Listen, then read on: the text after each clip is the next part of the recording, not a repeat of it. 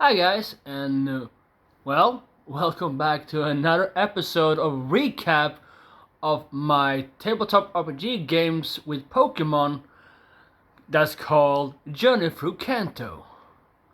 It's been a while since we do this recap, mostly because first it was our DM was on a vacation, and then last time we had a game set up, I had to help my players in my Twitch group to create the characters. I could not really be with them. So it's been a month since I last could do this. But I'm finally back with it, and I'm so happy because I really missed playing this tabletop RPG game and having fun with Pokemon in a different way than I normally do. And so let's get into this recap, and we start with like small things that we left up in episode 7, and that was Max finally had his triumphant in the gym. He got his badge. It was a close fight if I remember correctly, and Go had already decided like he will take the gym leader's advice since he also lost his first match against him to wait until he gets stronger. So we went into the region forest and we spent, I think it was 2 days in it in the last session I was a part of at least. And we managed to catch a King Weedle for Go. We did, I think, we also lost a fight to a trainer. I think it was Go was trying that one, and that's when we realized we needed more Pokemon for him, and we got a king-size Weedle, which is pretty nice. Then next day, Rain was not really feeling ep8. I think one really bad night of sleeping. I think he was stressing about stuff, thinking to which Pokemon he wanted to capture and how to get the very now determined eggs for the specific Pokemon he wants. And he has decided he will do everything he can to get an egg for Cantonian Vulpix, Nidoran, and Growlithe.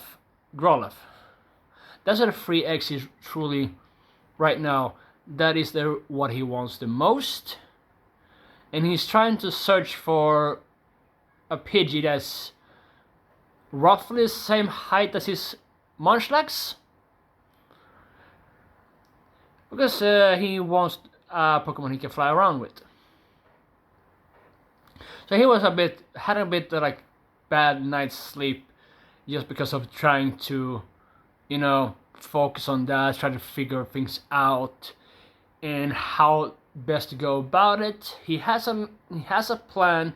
He's trying to do it, but also he's trying to make sure he take care of the egg he already has, and make sure that is healthy. He keeps it together for that. So he was a bit off that the 3rd day in the forest, and that's where they met a professor. Don't recall that name though, because that was a part of the session I was not a part of. And I forgot to ask my players and my DM what the name was.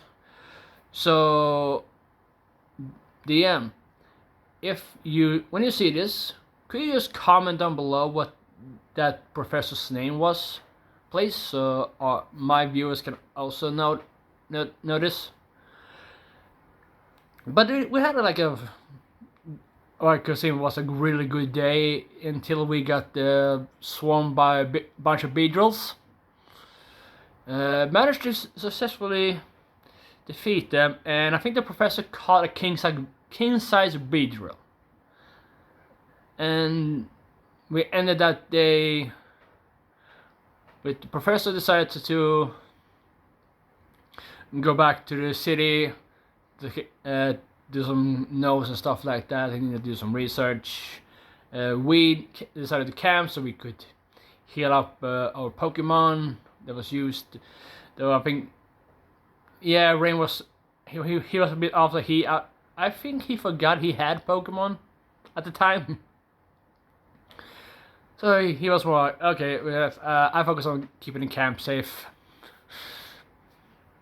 A bit tough, but that's a deal with players not can be available for a session, I guess. Back into the story. So we started the next day with going the path around. Now we did manage to make sure like we could stay on. I had hair in my eye. Oh, that's annoying. We managed to stay on track. We didn't get lost in this very dense forest, which Arena Forest is. So that's why many bug-type Pokemon love this forest, because it's so dense and immunity is great there for them. So we wandered a bit for the day. Nothing really happened, but so nothing really happened. Right now, Rain found actually he found a leaf stone on the ground. I think Max found some berries, and that was about that day. We did camp. When we started, we tried to talk a bit what plans was and stuff like that. Rain decided to.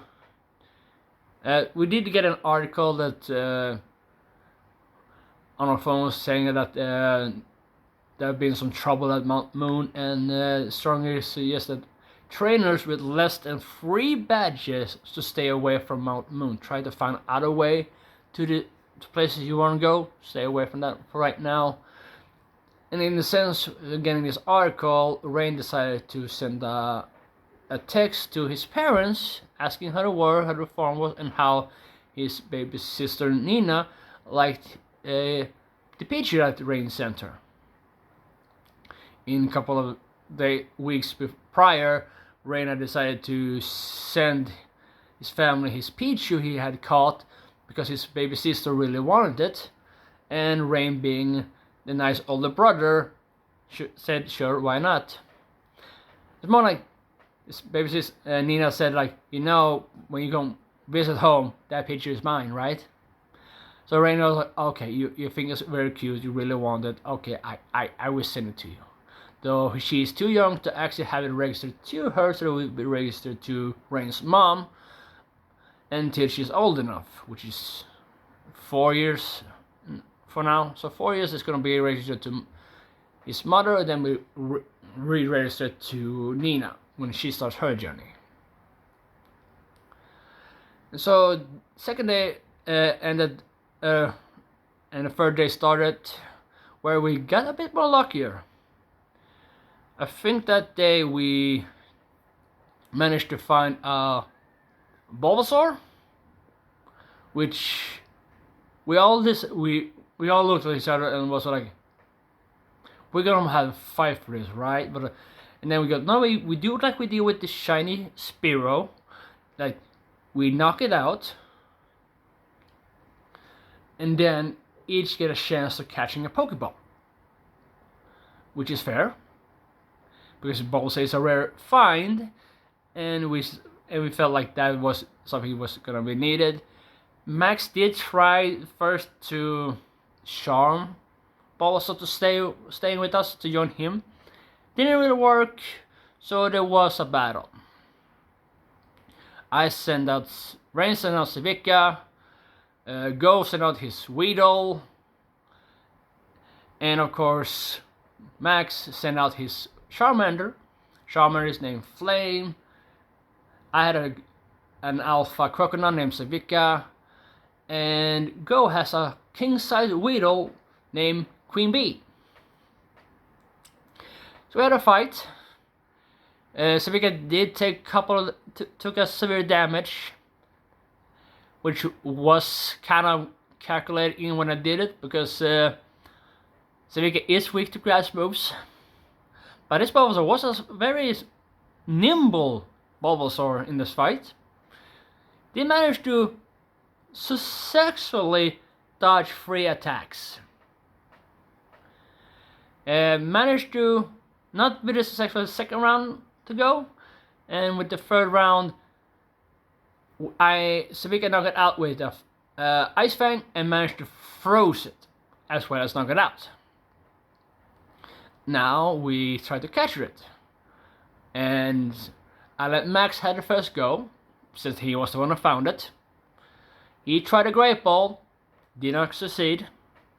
Then I let Go have his turn, because in this case, like, we are heading towards the Pewter City Gym, and during this travel we still thought it was a rock gym at this point, and should be a rock gym as what I know about it. And I said, I already got Savika. I have a Pokemon super effective against it. Forgetting that Go had actually a super effective against rock type as well, in Galarian Farfetch. But I let Go have it, and he catches it. Forget what he nicknamed his Bulbasaur though. It was something funny, at least. And then we kind of decided, like, okay. And he had an Alpha Bulbasaur, which means right now he has 2 Pokemon that eats a lot of food. In the mechanic sense is, Pokemon is characterized into size of small, medium, large, and huge.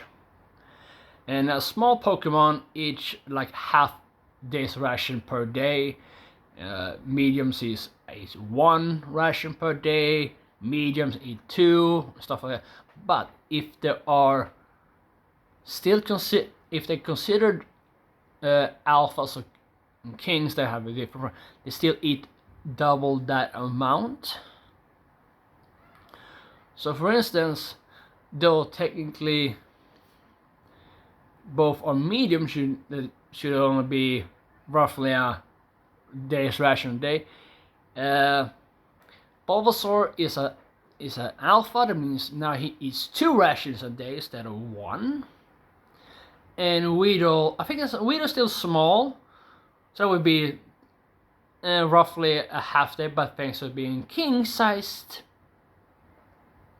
it is 2 rations a day. Which means we don't have enough food for these 2 Pokemon to feed every day after our journey. We have berries, which could be a supplement. It's not the best supplement to replace the food, but it's the only thing we got.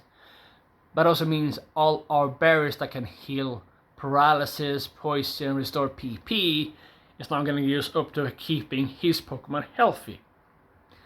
Which, of course, we don't have anything else to feed. That's an obvious solution, and we're taking it. We're not monsters here. We are good boys and girl. When Cindy comes back for her daydreamings, I'm guessing we go with that because she does that a lot. But we managed to find some more berries, so that was nice. But that's when, like, for the third ends camping, we kind of realizing that we did not think clearly when we bought supplies for the next step of our journey, because none of us bought any bug and poison type food while going through the bug thick forest.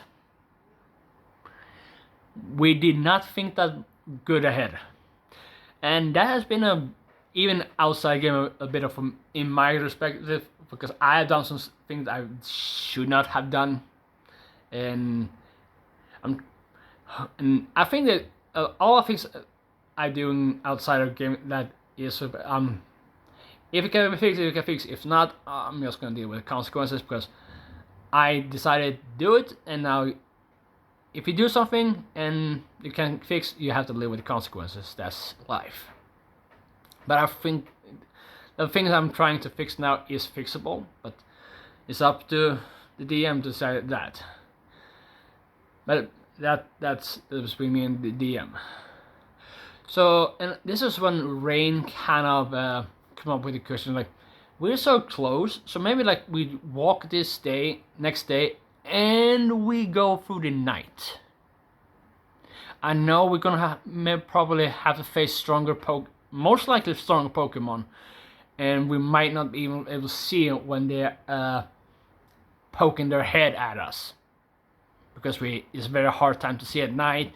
And sure, we have flame, but it's a small light, and technically that is also something that will draw attention to our group while we're not trying to maybe draw attention. So the idea was brought up, and it was like, it was not really how to do it, so we chose the fourth day, and that's when we like also walked around. And actually, with the day when we caught the Bulbasaur, Rain said to Max straight up,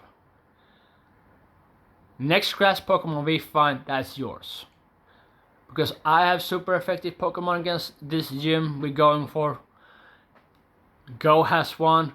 Yucine doesn't have, so if we don't find anyone during the journey, me go through the gym and Yucine take a day to go out and try to find like a water grass Pokemon, because that is a good start. Because right now in this instance, both Max and Cindy doesn't really have Pokemon that is good for a rock or a ground gym. Which, if you have faced Brock many times before, you know Peter City is a rock gym, but his Pokemon mostly are rock and ground type, and none of them have Pokemon good at that yet. Max has a Charmander and a Spearow, which Spearow has no moves that do is resistor or very non-effective, and the same with Charmander. I think Charmander is strong enough to learn Metal Claw at this point. So Max, Alex, if you hear this, look for what your level are and see if your Charmander can learn Metal Claw, because that would be super effective in case you're facing a ground type Pokemon. Keep in mind though, ground type move is still super effective against Charmander, but you will have something that's super effective against a ground type Pokemon. So keep that in mind, Alex, and as your character Max. And Cindy has a Sentret and a Pichu. So right now they don't really have anything that's super effective or very effective against this gym. Not even neutral, I would say. So that's what. And we wandered the fourth day, and we actually managed to find Oddish. And as I said, this one is Max. And Max did manage to charm this one to join, which is all good, because if you manage to charm like Pokemon to join your team without battling, you earn a friendship point, and then if you nickname it, you get a second one, which means that you get 2 friendship points you can use to either get some boons, like but also like having chances to negate damage. That's also like good in mechanics, right? But also like you need a certain level of friendship point to be able to evolve your Pokemon as well, which is good to stack them a bit slowly and steady. And we wander a bit more. We found more berries, and we found a Hoot. And Rainy did sneak up a bit, try to see. It looks like when this was evolved, could have been able to fly Rain, but he decided it was maybe not the size that he wanted to feel comfortable flying around with. So he backed up, managed to break a branch on the ground, woke the Hoodoo up, because the Hoodoo was apparently sleeping, and he flew away. Which, fair enough. Rain decided like, no, it will be not too much taller than me, and that feels wrong for some reason. Completely forget that, like, Rain has done not too much research about supplements and stuff like that, and there are something that he could do later on maybe. But he decided, no, this is not the right Pokemon for me. And we continue, and we ended the day deciding to take the last night in the forest. We have, like, it's one more day left to go, and we don't have to risk it. We have food enough for this last day. Except we had to, like, keep King Bee inside its Pokeball, so he lost a day's food, but we also become like, yeah, but eating them some extra sweet stuff like it likes and stuff like that. Good food and a bit of a spoiled day could always fix that little problem. So it's not that bad. So we decided to do this, and the second day we come out the forest a bit, like it's more open area, more lights coming in, and we have easier to traverse. We have still managed to keep track, stay on the road. We didn't get lost in the forest, which is lucky. You don't want to get lost in a forest when you don't have enough supplies to survive being lost in a forest. The end of the, like, I think it was midday or like afternoon, we actually managed to find a Teddiursa. And well, we talked about it, and Rain stepped forward and talked to it.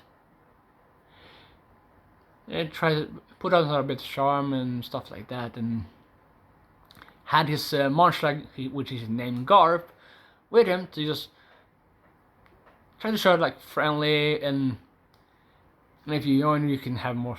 We can food because we like most of it. We have talked a bit and we offered food, which has been so far been the best way to do it. But like we haven't come up with a better strategy yet.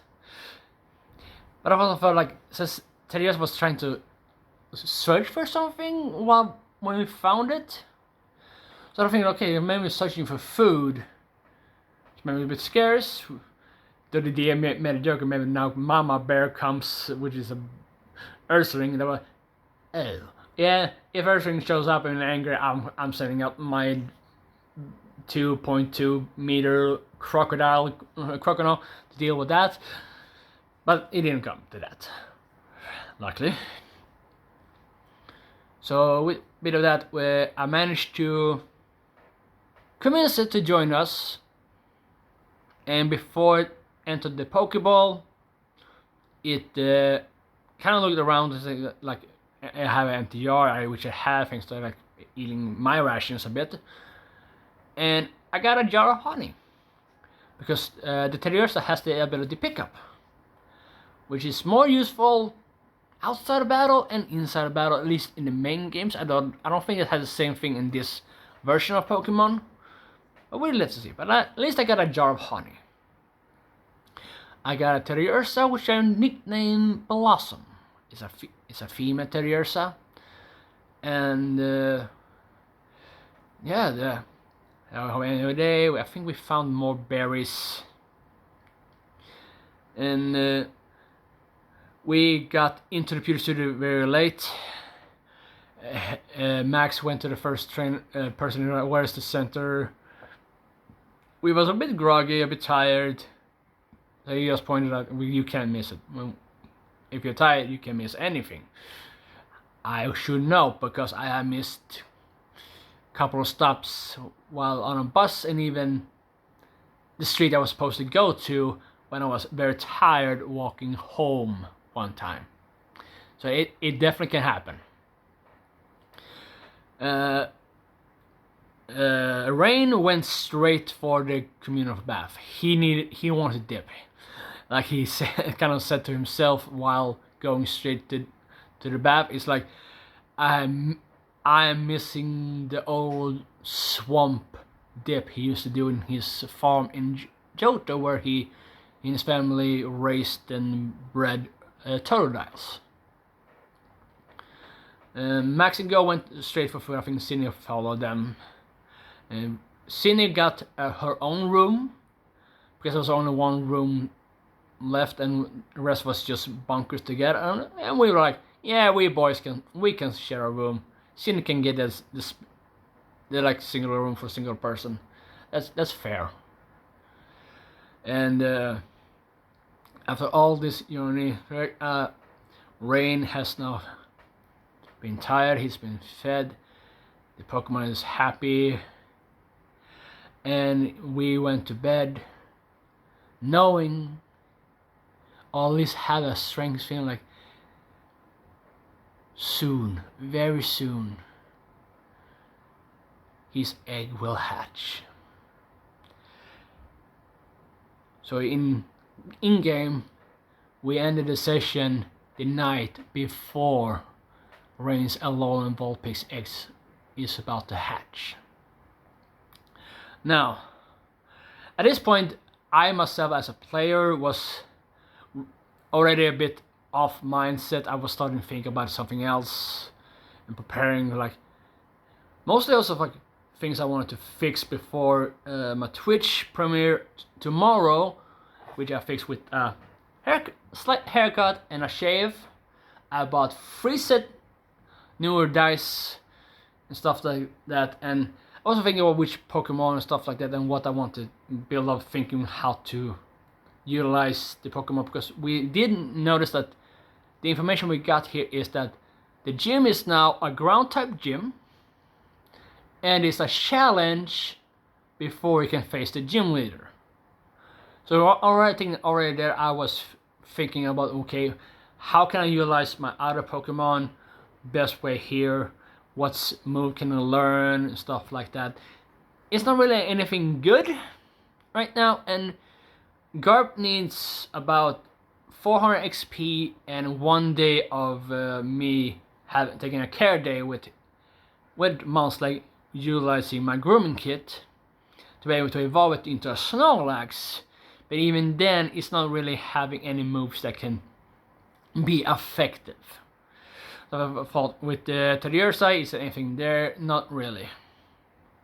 Because I was thinking, okay, how to lay this up, try to get a plan already. So I was actually thinking the egg was hatching this session, but we went. It's like, no, we do the hatching scene next session, but we could roll for the stats right now. But I was so off rhythm with it, so I was sure I took the right dice, but I rolled it in a bad way. Like when you roll for genders and stuff like that, you have you roll D100, so I should actually roll a D10 and the 100 percentile to roll for the stat, and I didn't. I just rolled the percentile die, landed on the wrong thing, and I, out of just being like a bit of, okay, let's just do this quickly, I went with the just keep it female. The nature was right, and that was a wrong move. I'm not trying to fix that problem with my DM. I kind of did a fast one, but I wrote the wrong thing to my DM, because right now I want my Alolan Vulpix to be a female, and I want it to have this egg move. But as of now, I kind of fumbled twice with this. I'm trying to do the right thing, but this up to the DM. I screwed up, but the egg has technically not hatched yet, so hopefully it can be fixed. But at least I have sent the question. If it's okay with him, we go. It's okay with him. It's not, I just have to go with it, which is fair.